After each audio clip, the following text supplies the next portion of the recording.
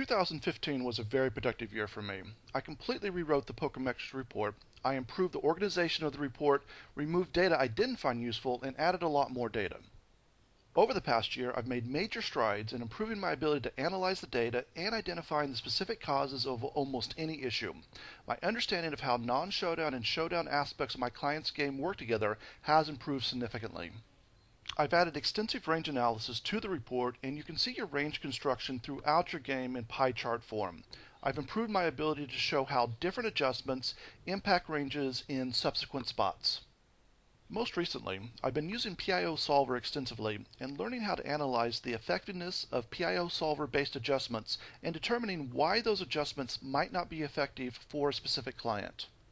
The most frequent question I get is how can I effectively evaluate different play styles?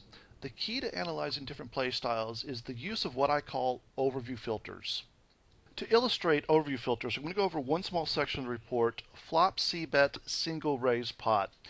In the second line, we can see the major overview filter for this spot, which is flop c-bet possible heads up single raise pot. On the left, we have the client data. On the right, we have the comparison groups data. I'm not going to deal with this difference in frequency in order to keep this video reasonably short, but I'm just going to focus on the difference in win rate. So this filter's win rate is a reflection of all betting, all checking, and then everything that comes after a bet or a check. It includes the impact of different sizings, the impact of different range adjustments. Regardless of the client style, the comparison group's win rate is an excellent benchmark. If your win rate is significantly below their win rate, then there is a great opportunity to improve your game.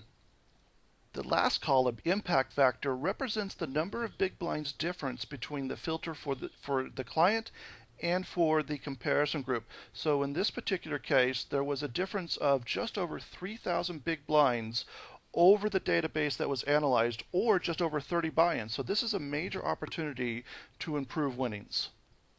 Below the general overview filter, I have positional overview filters, and we can see that positionally there is an issue EPMP out of position, cutoff out of position, and then button. Now, in order to keep this video short, I'm going to deal with just EPMP and cutoff out of position. Typically, I spend about 20 minutes on this section, but I'm just going to take you to the conclusions and how the data helped me determine where the issue was at.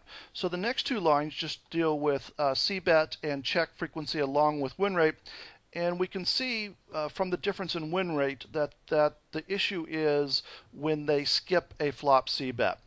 If we go below, we can find major differences in flop c-bet frequency with thin value, anything under top pair good kicker out of position.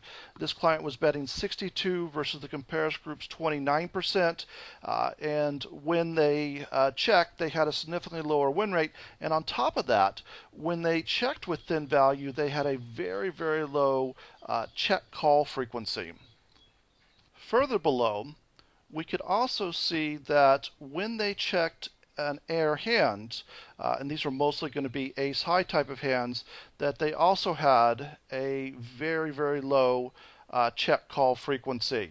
12.4% of the time when checking a non-pair hand versus the comparison group's 30.9. And I should also point out that in both situations they had very good win rates when check calling, both non-pair hands and thin value hands. Anytime I see this combination of low frequency, high win rate, it means that there's very likely profitable missed opportunities.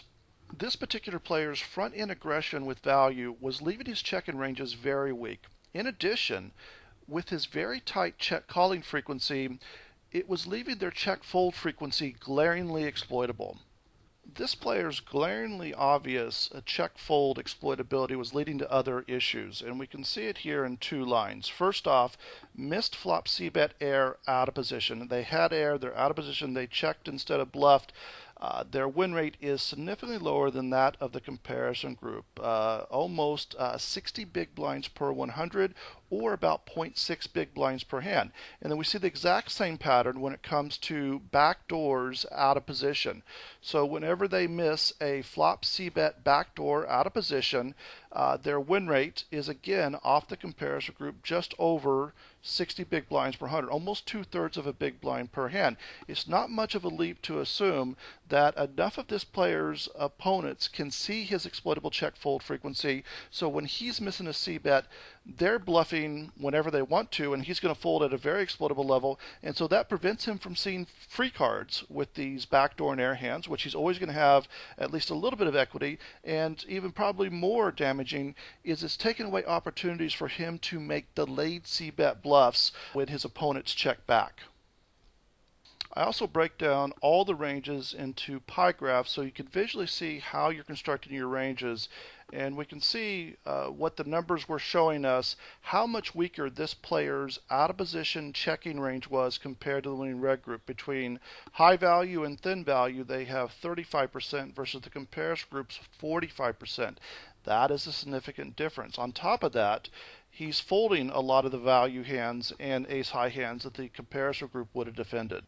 For this player, my review of flop play showed that this was a general issue throughout their flop game, and as a consequence, their flopped thin value and flopped air and backdoor win rates were significantly off.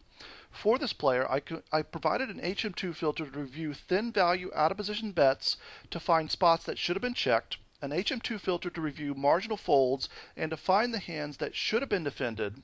To evaluate future play, I provided a filter for light defense possible with targeted fold frequencies, and flop thin value and flopped air and backdoor filters with target win rates. When I'm finished, you'll know every spot you play well and every spot where you have an opportunity for improvement. I'll prioritize your opportunities for improvement, starting with the spots that have the most missing value. You'll get a detailed written report with notes on each of the 30 major aspects of your game. Included is 30 general overview filters with target win rates so that you can do your own analysis on future play and generally see if new issues are coming up. I also include my large database population analysis. I just finished the 2015 version. Here we see first to open EP and MP. I break things down into individual hands or very small ranges of hands, and so you can see for a good solid reg what works and what doesn't work. I break down every preflop spot: opening, cold calling, isolating, cold calling versus 3-betting, 4-betting versus calling a 3-bet. I break each spot down into as small as possible ranges or individual hands, as much as sample sizes allow me to. This data will allow you to fine-tune your preflop game by adjusting preflop ranges, removing clearly negative EV ranges, and adding clearly positive EV ranges.